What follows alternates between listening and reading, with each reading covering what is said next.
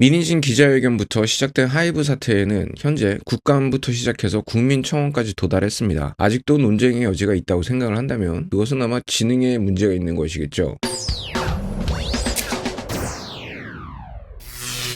한국인들은 하이브를 삭제시키기로 작정을 했다고 봐야 합니다. 이런 와중에 민희진 대표는 한국연예계 파워피플 1위에 선정되었습니다. 벌써 하이브를 지옥행 급행열차에 태울 수 있는 국민청원이 80%가 넘어갔습니다. 이 국민청원은 5만 명이 넘어가면 국회에서 하이브라는 기업을 본격적으로 다루게 되는데 세무조사, 특검, 압수수색 등등으로 연결될 수 있고 연결되지 않아도 기업 이미지에 치명적인 상태가 되어 있습니다. 지금까지는 민희진과 하이브의 내부 갈등으로 알려져 있었지만 그것은 하이브가 원하는 형태의 인식 아니겠습니까? 그렇게 인식이 되어야 하이브 내부에 존재하는 문제점들이 분쟁이라는 이름으로 가려질 수가 있으니까 말입니다. 현재 하이브는 여러 가지의 문제에 봉착해 있습니다. 이미 몇몇의 임원들은 고소와 고발을 당해 있는 상태이고 빌리 프랩이 뉴진스의 업무 포뮬러를 따라했다고 주장한 민희진을 고소했지만 내부 고발자에 의해 민희진이 작성한 뉴진스 기획안이 빌리 프랩으로 유출된 정황 또한 밝혀졌습니다. 최근에는 하이브가 동종업계나 아이돌들에 대한 역바이럴과 관련된 문건이 내부 고발로 이어져서 사회적으로 민폐를 끼치는 기업으로 인식되고 있습니다. 하이브 문건과 관련해서 실제로 인터넷에서 타사의 아티스트를 비방한 증거가 발견이 된다면 모조리 색출을 해서 감옥에 보낼 준비가 차곡차곡 진행되고 있다는 얘기가 되겠죠. 그러나 우리는 방심을 해서는 안 됩니다. 이 악마와 다를 바 없는 악인들은 대중의 복수심을 누그러뜨리는 방식을 통해서 조용해지기를 기다리기도 합니다. 그렇기 때문에 하이브에 대해 욕을 하고 싶다면 욕을 하지 말고 이 국민청원을 통해 직접적인 액션을 취하는 것이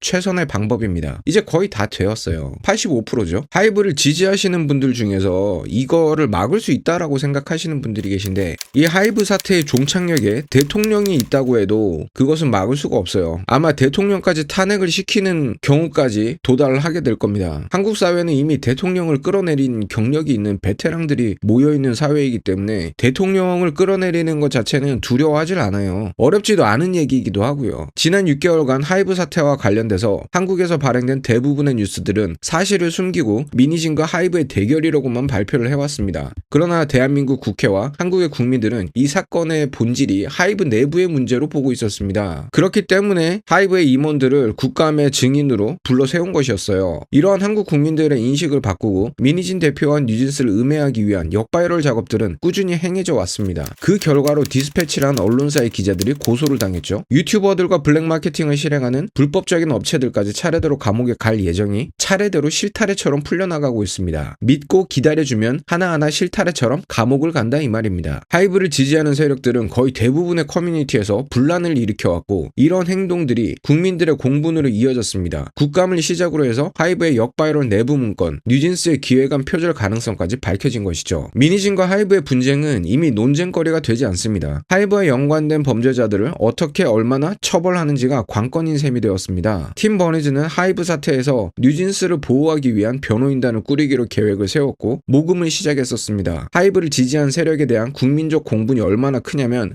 5천만 원이라는 거금이 단 8시간 만에 모금이 되었을 정도입니다. 이런 상황에서 K-팝에 존재하는 모든 아티스트들과 기획사들은 모욕하는 문건까지 나왔다면 하이브라는 기업은 더 이상 한국에 존재하면 안 되는 기업 아니겠습니까? 이 하이브의 문건 역시 익명의 하이브의 직원으로부터 내부 고발되었습니다. 개인적으로는 아주 양심 있는 직원이라고 판단이 됩니다. 익명의 하이브 직원은 이 문서를 보여주면서 역바이럴의 증거라고 주장을 했는데요. 제가 처음에는 이 문서를 녹음을 해서 만들려고 했어요. 문항을 다 읽고 그걸 또 반박하는 영상을 준비했었는데 아니 이 문장들이 너무 역겨워서 그냥 구글 TTS의 힘을 빌어서 낭독만 했습니다. 두 번 다시 읽고 싶지 않은 아주 기분이 나빠지는 문서예요. 저런 걸 어떻게 임원들이 보고 있는지 정말 황당합니다. 그냥 교육 수준을 넘어서 인성이 잘못된 사람들이 아닌가 이런 생각이 드네요. 어찌됐든 여러분들의 알 권리를 위해서 하이브의 문건을 1편만 올려놓았습니다. 이 낭독 영상은 3편까지 업로드가 되어 있는데 현재 1편만 공개를 했어요. 하이브 문건 2편에는 블랙핑크 로제와 지수에 대한 것도 있어서 오히려 2차 가해로 작용할 것 같더라고요. 또 영상을 내려주길 바란 분들도 계셔서 2편이랑 3편은 비공개 처리를 했습니다. 공개해달라는 분들이 더 많은데 그냥 소신껏 비공개 처리를 한 거죠. 1편은 내용도 상대적으로 약하고 번역을 기다리는 해외 팬들을 위해서 그냥 두도록 하겠습니다. 이미 X에서는 다 퍼져 있고 최대 800만 뷰를 기록했으니까 찾으면 다 볼 수 있습니다. 아무튼 이렇게 말도 안 되는 보고서를 읽으면서 저는 생각을 했어요. 이것은 인간이 작성한 보고서가 아니라 악마가 작성을 한 것이고 곧 징역을 살게 될 탈덕 수용소와 별반 다를 바 없는 내용들이 아닌가.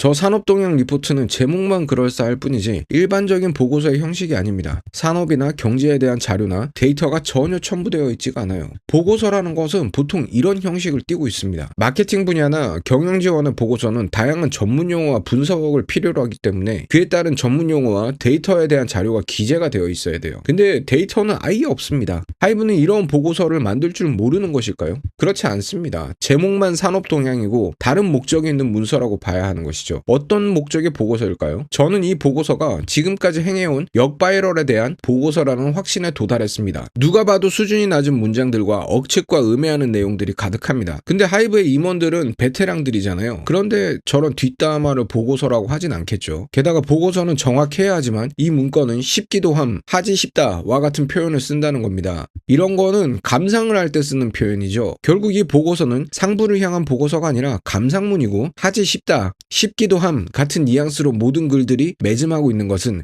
커뮤니티의 동향에 대한 느낌, 감상이 오히려 주된 목적이라고 볼 수 있어요. 게다가 온라인에서의 여론들을 수집하고 상부에 보고를 할 거라면 실제 게시물들을 캡처를 해서 첨부하는 방식을 쓸 테지만 이 보고서는 감상평만을 남기고 있다는 것입니다. 이 문건은 결국 자신들의 작업 성과에 대한 감상문이라고 볼 수가 있는 겁니다. 더 쉽게 표현하자면 한 분야에서는 역바이럴 작업을 하고 한 분야에서는 역바이럴 작업이라는 것을 인지하지 못한 채로 여론이나 동향이라는 제목으로 위장을 해서 역바이럴의 현황을 작성하게 한 것이 아니냐라는 겁니다. 간단하게 말을 하면은 하이브에는 여러 부서가 있겠죠. 그러면은 어떤 파트는 이런 역바이럴을 작업을 합니다. 그리고 어떤 파트는 이 역바이럴이 잘 진행되고 있는지 컴플라이언스를 하는 거죠. 기업은 늘 최적화를 위해서 변화를 합니다. 아무리 악덕 기업이라고 해도요. 최적화가 되지 않으면 돈을 벌 수가 없어요. 따라서 기업 내부에 존재하는 여러 부서들은 분업화되고 맡은 바 소임을 다하도록 설계가 되어 있습니다. 그렇기 때문에 이 문건 또한 진짜로 필요해서 만든 거라고 봐야죠. 이 문건은 하이브의 마케팅 부서나 경영 지원에서 작성된 전문적인 보고서가 아니라 매거진 편집장 또는 그 산하의 직원들 또는 아무튼 업무라고 부를 수 없는 괴상한 일을 하시는 분들이 작성을 한 거예요. 그렇다면 이 문건을 작성하는 부서는 어떤 역할을 맡고 있는 걸까요? 마케팅이나 경영 지원이 아닌데 왜 산업동향 리포트를 작성한 걸까요? 마케팅 부서에서 하나의 광고를 집행하려면 기획안을 만들어서 상부에 제출을 하고 부서장의 결재를 받아서 광고 대행사를 선정하고 광고를 집행한 다음 거의 데이터와 숫자로만 이루어진 보고서를 대행사로부터 제공받아서 검토한 뒤에 부서장에게 해당 보고서를 토대로 보고를 합니다. 그러면 부서장은 다시 경영진에게 보고를 하죠. 이게 정상적인 보고서가 사내에서 유통되는 경로인데 무슨 매거진 편집장이 산업 동향 리포트를 작성할까요? 바이럴이나 역바이럴은 아무것도 모르는 대중들을 타겟으로 하기 때문이 아니겠습니까? 보통 광고 집행에 관련되어서 감사를 하는 컴플라이언스는 따로 있습니다. 소규모일 경우에는 대표가 직접 하기도 하고요. 근데 무슨 매거진 편집장이 동향 리포트를 작성한다? 그냥 커뮤니티에서 여론 조작이 잘 되고 있는지 아닌지 체크하는 역할이 아니었겠습니까? 이 문서는 바이럴 마케팅에 대한 비용을 집행했고 비용을 받고 실행한 주체가 본인들이 조성한 평판과 여론을 공유하는 용도로 보입니다. 이 보고서를 통해서 커뮤니티의 여론을 단순히 모니터할 뿐만 아니라 역바이럴 해야 할 대상까지도 C레벨에서 선정할 수도 있는 거죠. 여기 이수만 씨의 문항을 보면 알 수가 있습니다. SM엔터테인먼트의 전 대표였던 이수만 씨와 SM엔터테인먼트의 프로듀서들이 갈등을 겪을 것을 예측하고 이러한 갈등을 증폭시킬 방법을 모색하면 좋겠다는 의견도 제시를 합니다. 지금 보이는 이 문장이 이 보고서의 역할을 하는 것이라고 봐야 되는 거죠. 자사 아티스트에 대한 바이럴 혹은 타사 아티스트에 대한 역바이럴 보고서라고 볼 수밖에 없는 것이죠. 기본적으로 바이럴 마케팅은 대부분 불법입니다. 바이럴 마케팅이 뭔지 모르는 분들을 위해서 설명을 하자면 그냥 입소문을 내는 거예요. 여러분들이 자주 놀러가는 커뮤니티나 카페 에이전시가 침투를 해서 입소문을 계속 내는 겁니다. 홍대에 놀러 갔는데 어느 파스타집이 맛있더라. 이렇게 하면서 식당을 홍보를 할 수도 있는 거고요. 오늘 처음 써봤는데 이거 괜찮네요. 이러면서 제품을 소개할 수도 있고요. 어디서 카더라 그러면서 연예인을 흉을 보거나 이런 것도 할 수가 있는 거죠. 지금까지는 연예인들에 대한 이야기들이 그저 여론인 줄 알았는데 저는 이 보고서 하나로 연예계도 이런 식으로 바이럴 하는구나 라고 생각을 했어요. 입소문을 좀 더 강화시키려면은 가짜 계정도 구매를 해야 되고요. 되고요. 추천수를 조작해야 되니까. 추천수 조작 이외에도 잡다한 속임수를 씁니다. 그래서 바이럴 마케팅은 대부분 불법인 것이죠. 그래서 걸리면 감옥에 갑니다. 그래서 정상적인 마케터들은 이런 방식을 선호하지 않아요. 근데 이런 방법을 경쟁사나 경쟁 아티스트를 상대로 작업을 한다면 그것이 바로 역바이럴이 되는 것이고, 바이럴만 해도 사회에 해악이 되는데 역바이럴은 그냥 범죄 그 자체라고 봐야 되겠죠. 그래서 카카오의 김범수 의장이 구속이 된 겁니다. 역바이럴 혐의가 있으니까요.